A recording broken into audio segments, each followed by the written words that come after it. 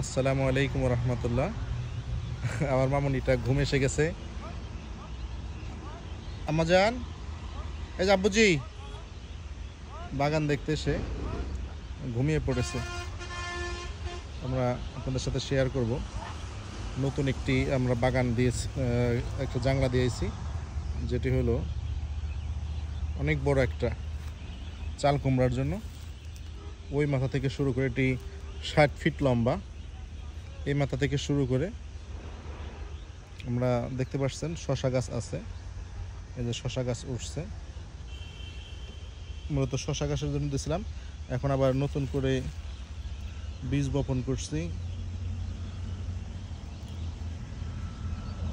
চাল কুমড়ার। ইনশাআল্লাহ শশা যদি হয় তাহলে তো হবেই। এই যে লাগানো হয়েছে।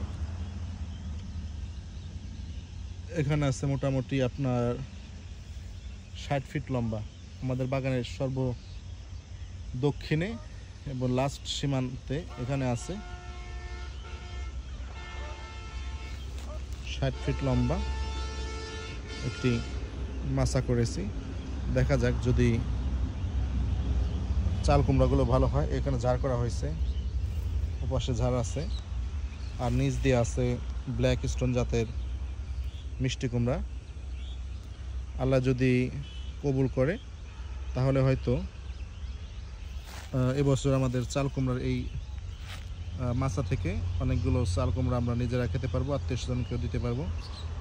পাশাপাশি আশা রাখি যে বড় পরিসরে করা হয়েছে হয়তো কিছু বিক্রিও করা লাগতে পারে, আল্লাহ যদি সেরকম দেয়। দোয়া করবেন সকলেই। কারো যদি কোনো মতামত থাকে, এটি 3 ফিট উঁচা করা হয়েছে। কারো কোনো মতামত থাকলে জানাবেন। পাশাপাশি এই পাশে আমাদের কদবেলের চারা আছে, ওই যে পলিথিনের নিচে যে করা হয়েছে, এই যে চারা গাছগুলোও বড় হয়েছে। এই জায়গাটা একটু ছায়াযুক্ত, সেজন্য এই পাশে চাল কুমড়া প্লাস ধুন্দুল গাছ দিলাম। ওই পাশে ওই গাছ থেকে শুরু করে এই জাংলার পাশ দিয়ে আমরা নতুন করে আমরা ধুন্দুলের বিচি দিয়েছি। যদি হয় তাহলে ধুন্দুলের জন্য একটা জাংলা দেব।